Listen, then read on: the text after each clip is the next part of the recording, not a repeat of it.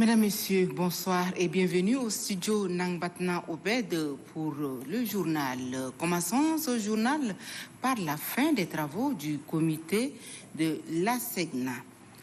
Les participants aux travaux de la 75e session du comité des ministres en charge des travaux des transports de l'Agence pour la sécurité de la navigation aérienne ASEGNA ont conclu leurs assises par un communiqué final. Dans ce communiqué, les ministres s'inscrivent dans un effort global de modernisation et de renforcement des pratiques de gouvernance au sein de l'organisation. Suivez. À l'issue de ces travaux, le comité des ministres a adopté les décisions suivantes.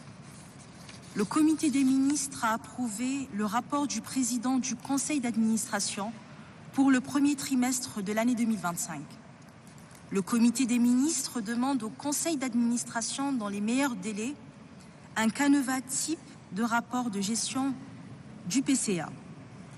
Cette démarche vise à harmoniser et à structurer de manière plus cohérente les informations transmises aux membres afin d'assurer une meilleure lisibilité et comparabilité des rapports. Le comité des ministres a souligné que cette initiative s'inscrit dans un effort global de modernisation et de renforcement des pratiques de gouvernance au sein de l'organisation, avec un accent particulier sur la transparence et la communication efficace. Après avoir écouté l'exposé du rapport du directeur général, le comité des ministres demande que le plan d'orientation stratégique et le plan de services et équipements, au regard de leur importance, soient examinés lors d'une réunion extraordinaire du comité des ministres qui sera convoquée dans les meilleurs délais à cet effet. Enfin, le comité des ministres approuve à l'unanimité le principe d'intégration des deux aéroports de l'Union des Comores, d'Anjouan-Ouani et de Moélie Bandar SLM à l'agence. Fait à N'Djamena le 1er août 2025, la présidente du comité des ministres.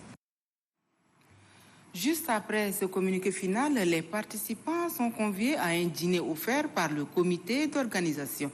Kadnouba Théophile, notre reporter, a dîné avec les convives. Voici son compte rendu.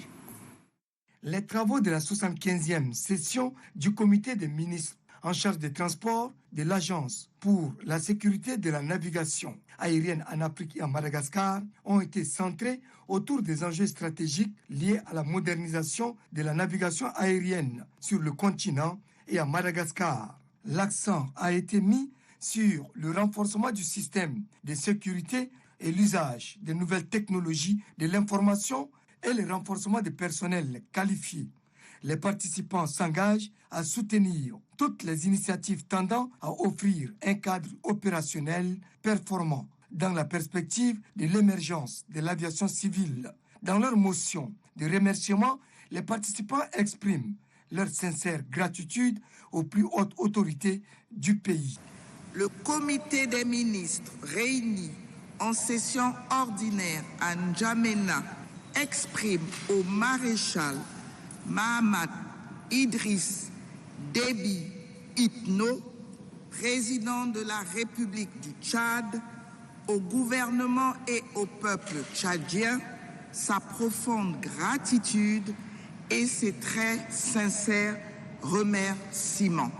Pour joindre l'utile à l'agréable, le comité d'organisation, sous la houlette de la nouvelle présidente du comité des ministres de l'institution, par ailleurs ministre tchadienne des Transports, de l'Aviation civile et de la météorologie, Fatime Goukouni Wedei a offert un dîner à ses hôtes. Ce geste qui témoigne de l'hospitalité légendaire qui caractérise les habitants du pays de Toumaï est l'expression de la satisfaction du comité d'organisation vis-à-vis des conclusions des travaux. Un autre volet de l'actualité, les travaux de l'atelier d'élaboration de la sous-action du programme numéro 1 du Plan national de développement Tchad Connexion 2030 ont pris fin ce samedi. La cérémonie de clôture est présidée par le ministre de l'Eau et de l'Énergie, Passalé Kanabé Marcelin. On fait le point avec Mohamed Brahim Abakar. C'est un pas de plus dans la mise en œuvre du Plan national de développement Tchad Connection 2030. Pendant plusieurs jours, cadres techniques, experts sectoriels et partenaires au développement ont travaillé d'arrache-pied pour définir les actions stratégiques de la sous-action du programme numéro 1, centrée sur l'accès à l'eau et à l'énergie. La clôture des travaux a été marquée par la présentation de résultats par les rapporteurs de l'atelier, en présence du ministre de tutelle. Le ministre a salué l'implication et la rigueur dont ont fait preuve les participants tout au long des discussions. Il a souligné que cet atelier constitue une étape déterminante pour renforcer la crédibilité des projets. Au total, sur 29 projets recensés, 26 ont été validés avec des fiches prédisponibles. Le coût total de ces projets équivaut à 1,908 milliards de dollars pour le secteur de l'énergie et 2,900 milliards pour le secteur de l'eau et assainissement. Ces projets contribuent à l'atteinte des objectifs chiffrés et mesurables que nous sommes fixés dans le cadre du PND. 100% d'accès à l'eau potable à l'horizon 2030, 60% de couverture en assainissement et 90% d'électrification nationale. Les documents issus de cet atelier serviront de base technique pour la recherche des financements lors de la table ronde prévue en septembre prochain à Abu Dhabi, aux Émirats arabes unis. Et puis, sachez que le ministre des Infrastructures et de l'Entretien routier, Amir Idriss Hourda, est toujours en tournée de supervision des travaux dans les provinces du nord du pays. Ce soir, nous allons nous intéresser à l'étape du Bata avec notre envoyé spécial, Mohamed Moussa Abba Micheib. La mission du ministre des Infrastructures à Ati dans la province du Bata est d'écouter la population et d'échanger avec elle. L'impraticabilité des routes dans la province était au cœur de la rencontre. Profitant de l'opportunité, les acteurs ont salué la présence du chef du département des infrastructures tout en plaidant pour la finition du tronçon N'Djamena-Blala-Ati. Prêtant une oreille attentive aux interventions des uns et des autres, le ministre Amir Idriss Hourda leur a fait savoir que 7000 km de routes seront réalisées pendant le quinquennat du maréchal Mohamed Idriss Déby Itno. Par ailleurs, les 40 km de l'axe Ngoura-Adi restants seront exécutés juste après la saison des pluies. Et les autres besoins exprimés vont être progressivement réalisés en 2026. Quittant Ati pour Ngoura, le ministre Amir Idriss Hourda a certainement constaté l'inexistence de routes sur son trajet. Le trafic sur cet axe est pénible, donc la réalisation de cette route s'avère plus que nécessaire. Après inspection de cette route, la délégation ministérielle a pris la direction de Bol dans la province du Lac. Le secrétaire général de la province du Tibesti, Moustapha Suleiman Tourgoudi, représentant le délégué général du gouvernement auprès de la dite province, a installé le nouveau préfet de Zouar. Pour plus de détails, voici le reportage de Alabib Mohamed Nour. Nommé par décret numéro 1274 du 2 juillet 2025, le nouveau préfet du département de Zouar, dans la province du Tibesti, a été officiellement installé dans ses nouvelles fonctions par le secrétaire général de la province du Tibesti, représentant le délégué général du gouvernement auprès de la province du Tibesti. À cette occasion, le secrétaire général de la province du Tibesti, Moustapha Suleiman Tourgoudi, a exhorté le préfet entrant à mettre en œuvre le programme politique du président de la République, Marshal Mohamed Idriss Déby Itno, pour une bonne gouvernance. La province de Tibesti compte sur vous.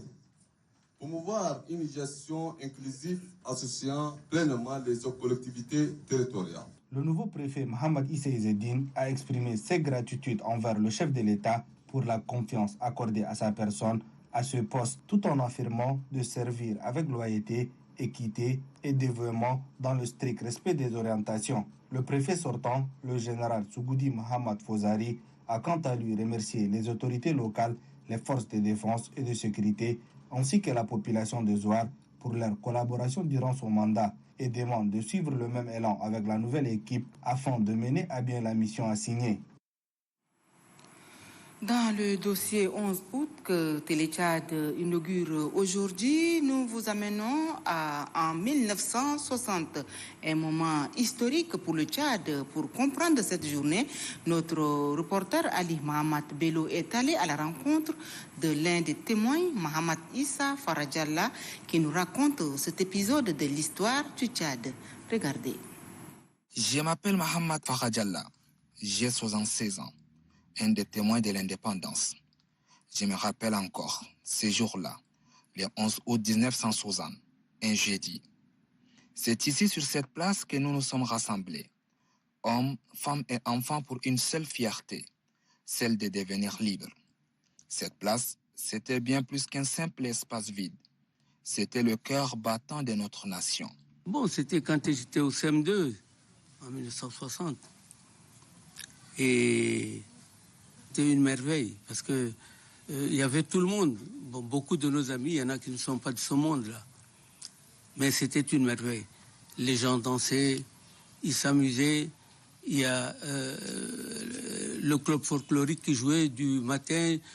Après le défilé, il jouait jusqu'à la tombée de la nuit. J'avais défilé. Nous étions élèves, mais bien éveillés, fiers pour une fête que nous cernons à peine son enjeu.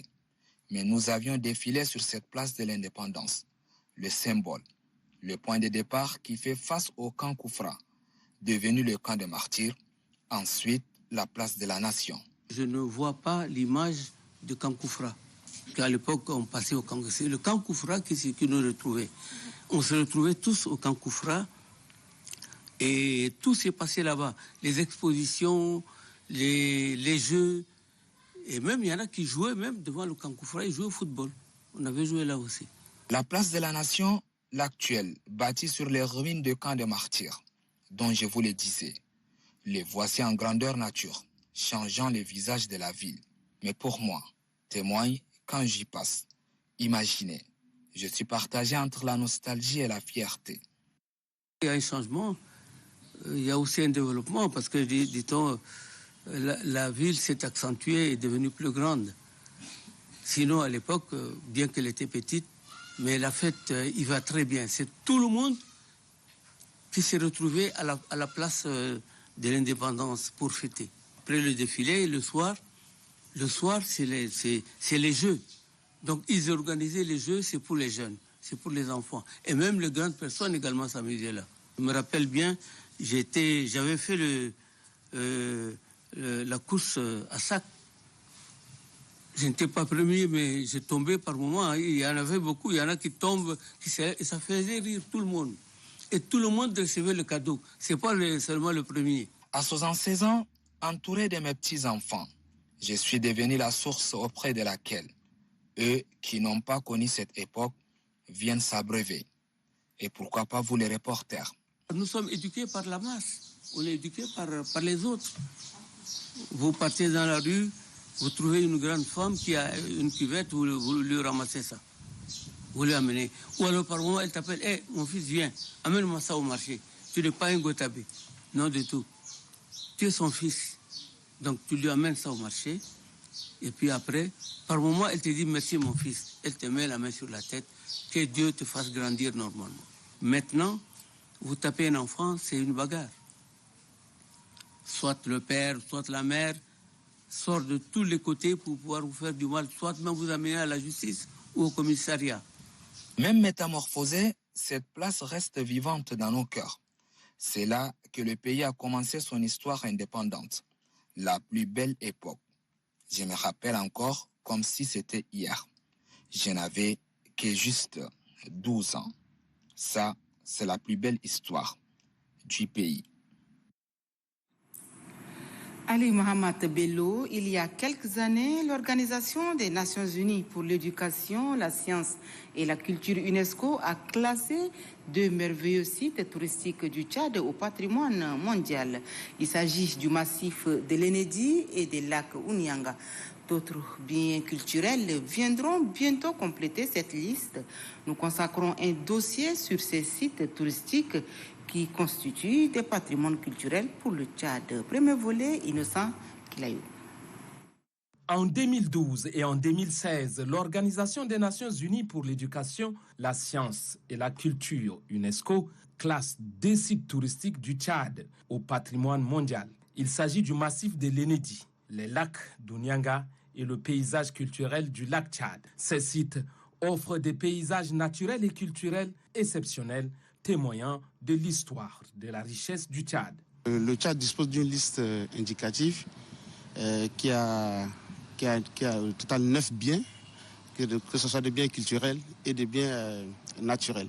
Donc parmi les 9 là, le Tchad a pu inscrire deux sites. Donc il s'agit des lacs d'Ounianga qu'on a inscrit en 2012 et en 2016 nous avons aussi inscrit le massif de l'Enedi. Situé au nord-est du Tchad, le massif de l'Enedi est un plateau de grès façonné par l'érosion, offrant des paysages spectaculaires, des canyons, d'arches naturelles et des pitons rocheux. Il abrite une riche collection d'art rupestre impressionnante. Classés pour ses paysages naturels, les lacs d'Ounianga sont composés de 18 lacs interconnectés dans le désert du Sahara avec le paysage marqué par la présence de nombreuses îles et des communautés qui y vivent depuis des siècles. Du nord jusqu'au sud, quand vous regardez bien, tel qu'au nord, tout ce que la nature a fait, c'est assez merveilleux.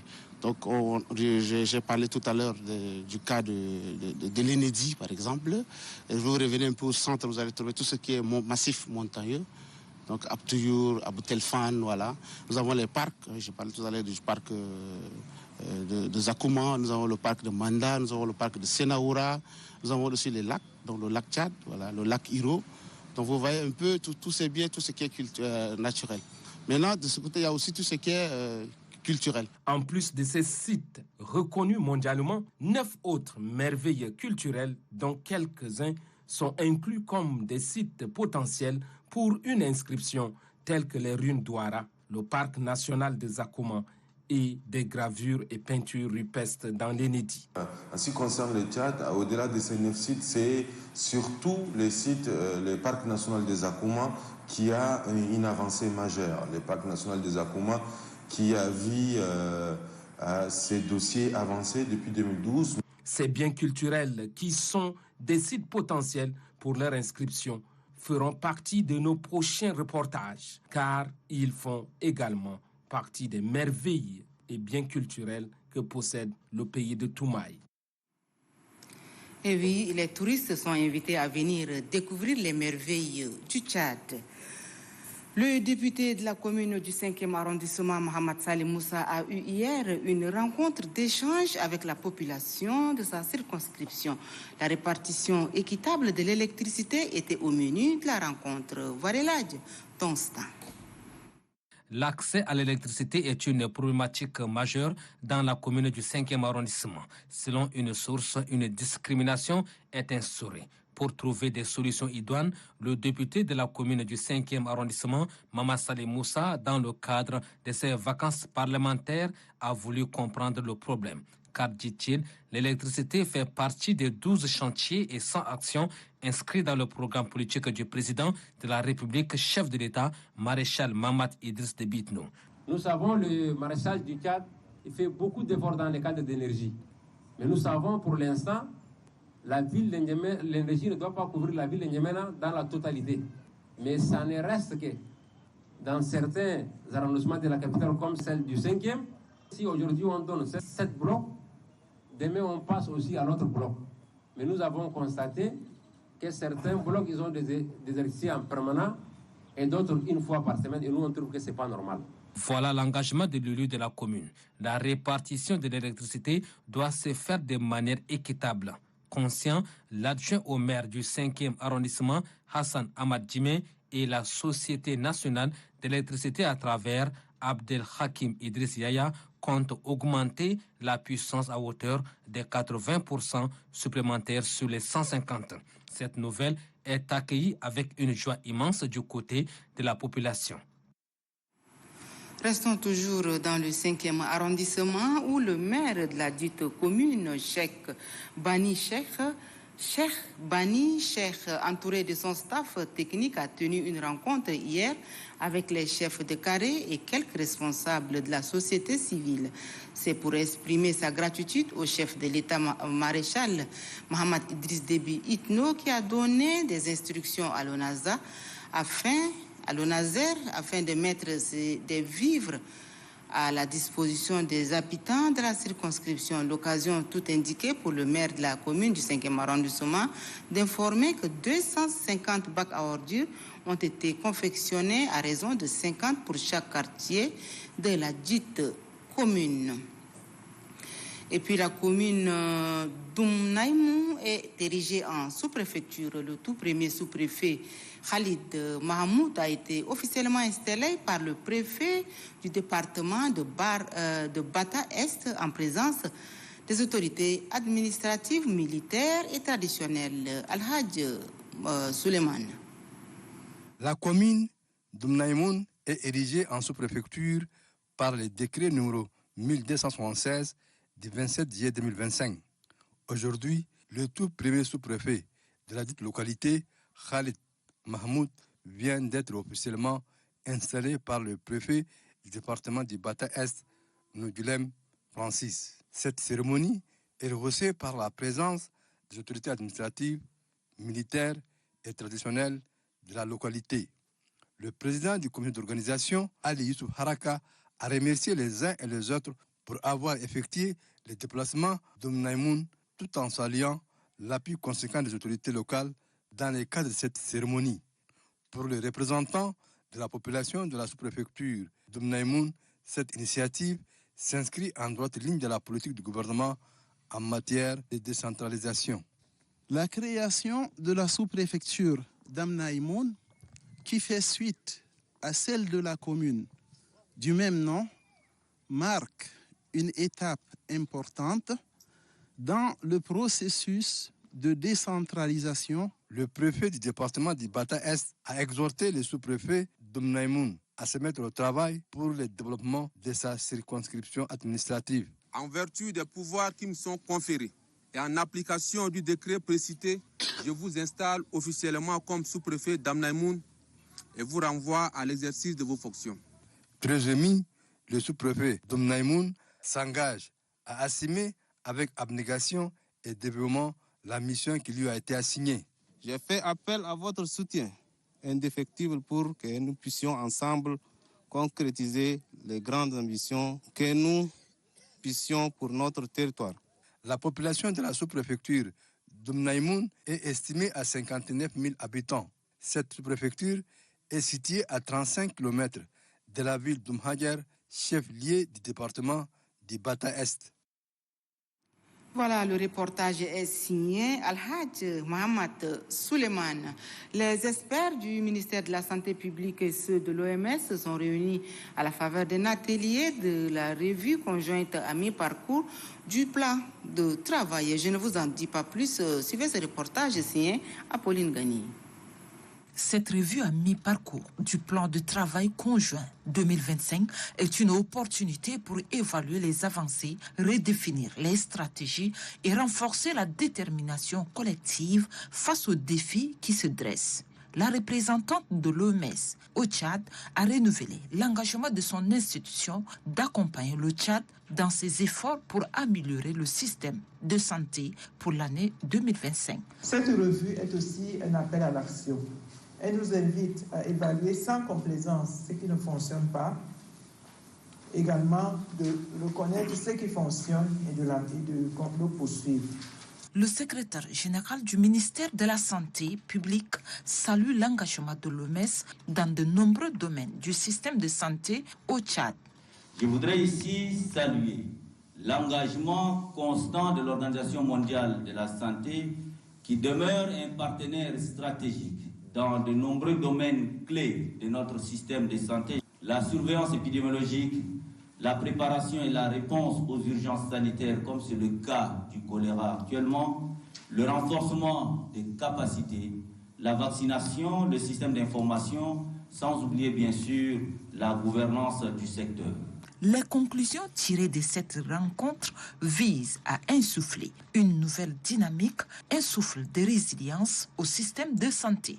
Le chemin est semé d'embûches, mais ensemble, les acteurs de la santé s'engagent à tracer la voie d'un avenir radieux. Fin hier des travaux de l'atelier sur l'évaluation de la durabilité de l'écosystème de la santé sexuelle et reproductive au Tchad, organisé par le ministère de la Santé publique et de la prévention à travers la direction de la santé et de reproduction. Cet atelier a réuni les acteurs clés venus de plusieurs provinces du pays. Neoudou Denise rapporte. Ces travaux de formation sur la santé sexuelle et reproductive ont permis aux participants de poser le diagnostic et d'identifier les défis ainsi que les actions à entreprendre pour garantir un meilleur accès aux droits sexuels et reproductifs au Tchad. La directrice régionale IPAS Afrique francophone, Fabiola Misero, a salué l'engagement des participants pour le travail abattu. Le représentant du ministre de la Santé publique reconnaît que les défis restent à relever. Nous avons encore du chemin à parcourir, mais avec des outils pertinents, des partenaires solides et un engagement politique constant, nous avons les moyens d'agir efficacement pour réduire les décès maternels évitables, renforcer l'autonomie reproductive des femmes et garantir à chaque femme l'accès à des services de santé sexuelle et reproductive de qualité. Ramat Abdoulaye, représentant du ministère de tutelle, exhorte les participants à travailler sans relâche afin de permettre aux femmes et aux adolescents d'avoir un accès équitable aux services de santé sexuelle et reproductive au Tchad. En réponse à l'apparition des cas de choléra dans la province voisine du Ouadaï, les autorités de Silla ont organisé une réunion de mobilisation présidée par le secrétaire général de la province, Ali Mbodou Djibrine. On fait le point avec Ben Arabi Abdelrazak. Cette rencontre vise à sensibiliser l'ensemble des acteurs socio-professionnels sur la nécessité d'une action concertée pour prévenir la propagation de l'épidémie. Le délégué provincial à la santé de Silla, Dr Issa Fadjari, a rappelé la gravité du choléra. Il a indiqué que la maladie peut être mortelle sans une prise en charge rapide. Dr Issa Fadjari a également insisté sur l'importance de l'engagement de tous pour barrer la route à cette menace sanitaire. Le secrétaire général de la province a quant à lui exhorté les partenaires humanitaires et au développement, les confessions religieuses, la société civile, les municipalités et le corps médical à intensifier les campagnes de sensibilisation de proximité. L'objectif est de promouvoir les bonnes pratiques d'hygiène, l'assainissement des aliments et la vigilance communautaire afin de prévenir toute flambée épidémique. Les échanges ont permis aux participants de poser des questions pertinentes auxquelles le délégué à la santé a apporté des réponses claires et édifiantes, renforçant ainsi la compréhension collective des mesures préventives à adopter. Les boissons gazeuses, appelées communément jus ou sucreries, inondent nos marchés ces derniers temps. Exposées au soleil et vendues à vil prix, qu'est-ce qui se cache derrière ces produits? Notre reporter Mayala Gisèle a fait une descente sur le terrain. Son reportage. Les jus sont normalement une source d'hydratation et d'énergie. Ils fournissent à l'organisme un certain nombre de nutriments tels que la vitamine C et bien d'autres. Ils sont également riches en sucre. Leur prolifération et leur vente à moindre coût dans les marchés sont en réalité du commerce ou un piège tendu aux consommateurs. Je vends ces boissons à 250 francs l'unité au lieu de 500 francs. Je m'en approvisionne de Koussiri. Moi, je vends les jus à 150 francs, puisque je prends la palette à 1500 francs à Koussiri. La concurrence est rude, pendant que certaines vendeuses baissent le prix pour attirer plus de la clientèle. D'autres, par contre, augmentent pour garder le cap. Cela n'empêche nullement les consommateurs de s'en approprier. C'est à Koussiri que moi j'achète mes marchandises. Là-bas, je prends le paquet à 13 000 francs, je vends à 175 francs l'unité, et la palette me revient à 2000 francs. Pendant que les commerçantes se frottent les mains, les consommateurs, pris au piège, ignorent le danger qui les guette. Tout produit, que ce soit un jus ou tout type d'aliment de consommation, périmé, est susceptible de créer des troubles digestifs, également des toxi-infections, voire même des problèmes de cancer. Et donc, il faut déjà faire attention à ces genres de jus parce que nous n'avons pas coutume, disons, de vérifier les dates de fabrication et les dates de péremption. Il faut vraiment prendre cette précaution-là et vérifier avant la consommation. Normalement, un produit alimentaire, surtout par exemple comme des jus, à moins de 2-3 mois, on ne devrait pas leur permettre d'entrer dans ce pays. Selon professeur Soudi Imar Djibrine, directeur général du Centre de contrôle de qualité des denrées alimentaires, il y a des indications pour détecter les jus périmés.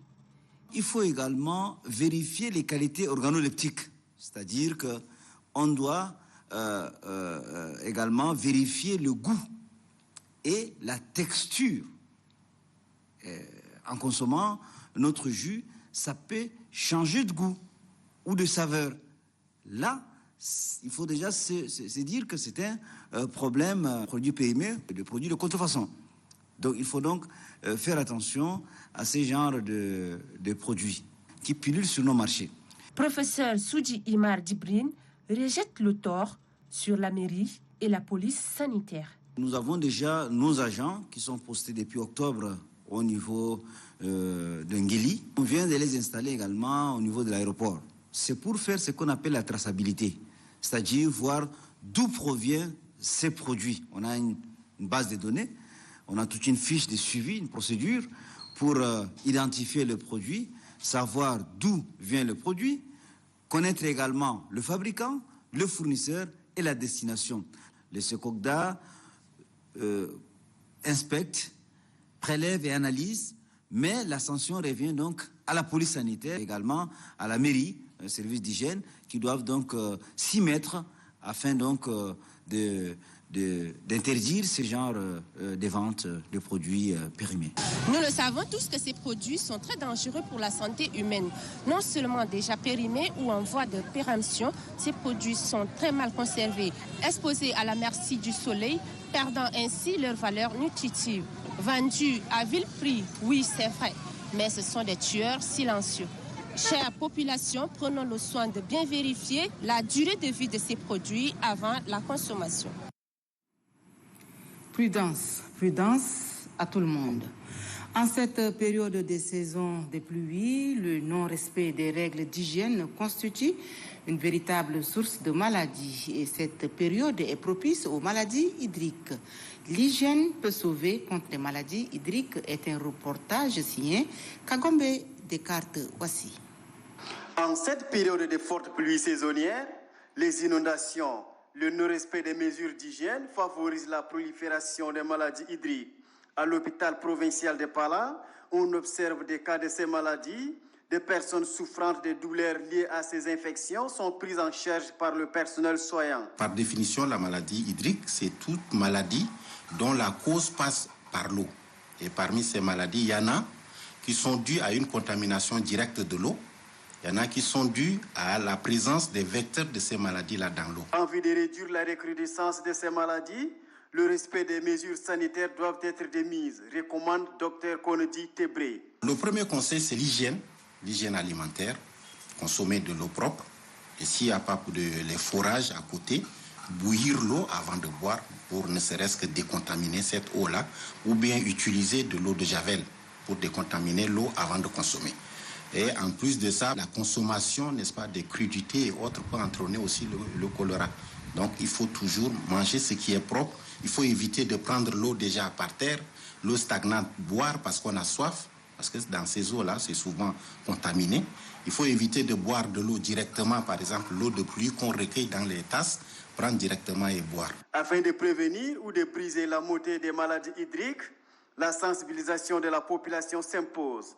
Cette sensibilisation peut être par des images qui vantent les techniques de purification d'eau, des lavages de mains et des affiches dans les marchés et les lieux publics.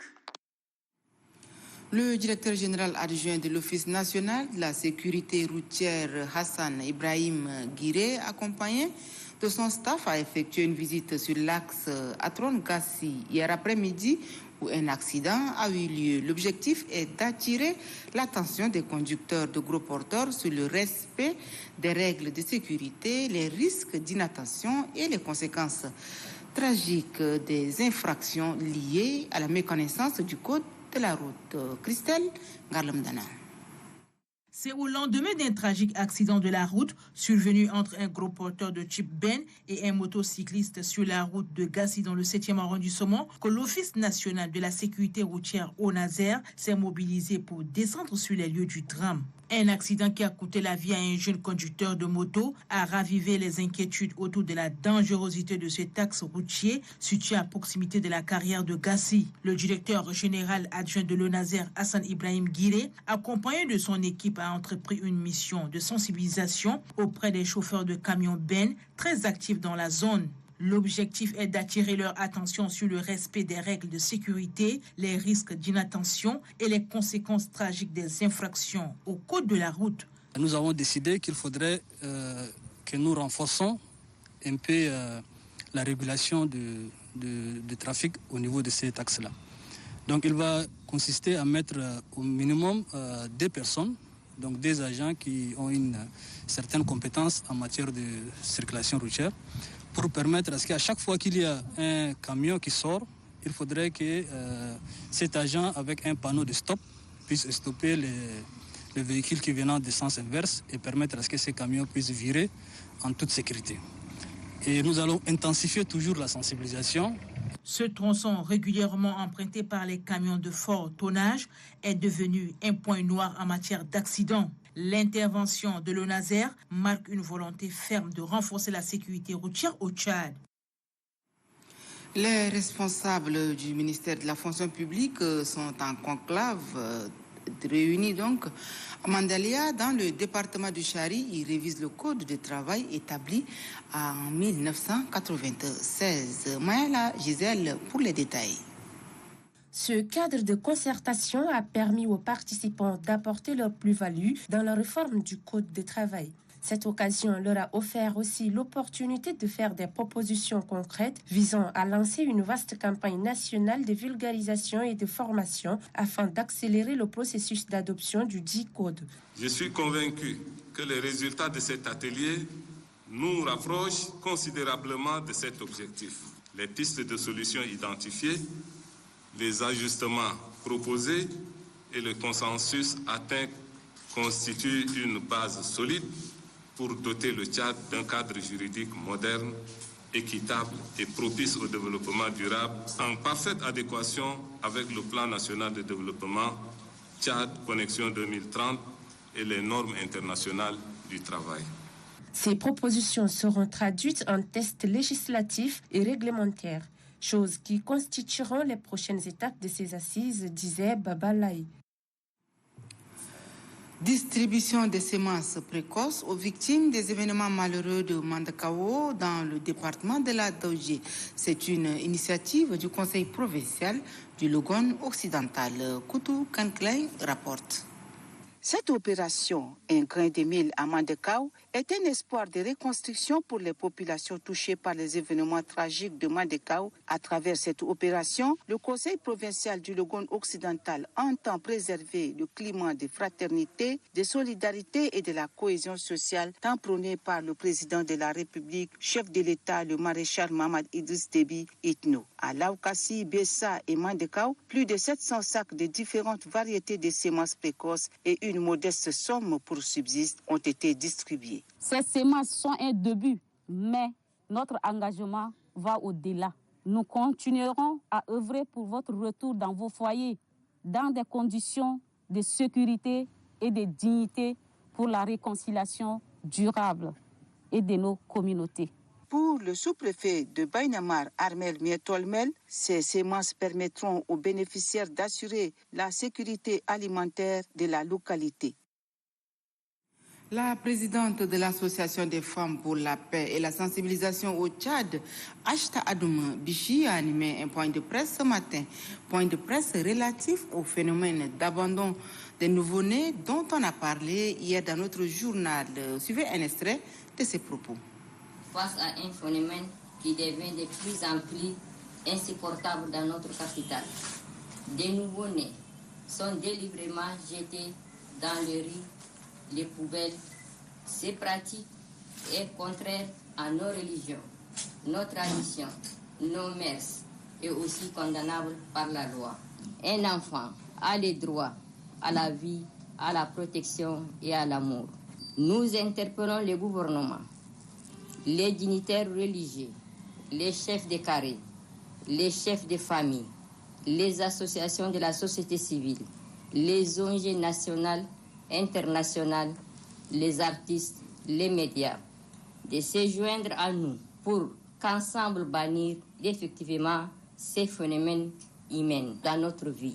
Un enfant est une bénédiction et une promesse que Dieu nous a confiée. Les jeunes gymnastes tchadiennes de l'Académie Raymond Grosso en Espagne font parler d'elle aux Jeux africains scolaires d'Alger qui vient de se terminer. Les jeunes gymnastes tchadiennes se sont distinguées dans ces premiers Jeux scolaires en remportant 7 médailles, dont 4 en or, 1 en argent et 2 en bronze. Cette grande prouesse, la première, est une bonne nouvelle pour le comité olympique et sportif tchadien qui compte énormément sur ces jeunes étoiles montantes pour faire rayonner le sport tchadien. Et puis ce samedi 2 août, sous la direction du contrôleur général Mohamed Idriss, 31 présumés malfaiteurs ont été présentés à la presse dans l'enceinte du commissariat numéro 1 de Gardolé. On me dit que l'élément ne sera pas disponible. Nous passons à une page noire. Un soldat est tombé. Nous sommes donc en nécrologie. Le général Balakobi Tobio n'est plus. Ce matin, la cérémonie funèbre s'est déroulée au quartier Gassi, dans la commune du 7e arrondissement, où famille, amis et proches du défunt se sont mobilisés pour lui rendre un dernier hommage. Oumarou Abdelkarim Mohamed. Une matinée triste, des visages crispés, des larmes aux yeux. Toute une famille dans le désarroi, impuissante face à la volonté divine. Le général Balakobi, grande figure dans l'armée nationale tchadienne, a tiré sa révérence. En lieu et place, une mobilisation des tailles. Famille, amis et proches pour rendre un dernier hommage. Mon frère Balakobi, quand il a pris la décision d'aller dans l'armée, c'était avec son cadet. Je disais que tous nos parents sont morts. Il faisait entre-temps la 4e. Moi, je voudrais qu'il continue ses études. Mais il m'a dit non, il a pris déjà une décision, il va dans l'armée. Le général n'était pas simplement un bon frère, mais aussi un soldat loyal et fidèle à sa patrie. De penser aux cadets qui nous suivent. Défunt général Balakobi Tobio Yaoui nous a laissé un héritage tant que militaires et civils qui sont les enfants. Un soldat ne meurt jamais, dit-on. Feu général Balakobi a passé 19 ans au service de sa patrie. Il laisse derrière lui une veuve et 7 orphelins. Et puis, ce communiqué, la haute autorité des médias et de l'audiovisuel informe l'opinion publique que sous la supervision de M. Mohamed Chahata Loukoumi, directeur général du secrétariat général du gouvernement, et M. Félicien Aladoum Radinga, secrétaire général de la Hama, assisté de maître Tchenem Faustin Sabana, huissier, commissaire de justice, ont eu lieu les élections de 3 conseillers pour le compte du nouveau bureau du collège de la Hama. Ce 1er août 2025, après les formalités d'usage visant à expliquer la procédure, M. Mohamed Chahata Loukoumi, président de séance, a appelé les conseillers membres du collège de la Hama à procéder au vote du nouveau bureau. À l'issue du vote, les conseillers dont les noms suivent ont été élus au poste Si après, au poste de vice-président, Madame Evelyne Fakir Kanasawa, au poste de rapporteur, Monsieur Lauro Gondje, au poste de rapporteur adjoint, Monsieur Mokhtar Abdel Hakim Doutoum. Voilà, je m'arrête ici ce soir dans l'espoir de vous retrouver demain à la même heure et ça sera toujours avec le même bonheur. Excellent week-end à tous.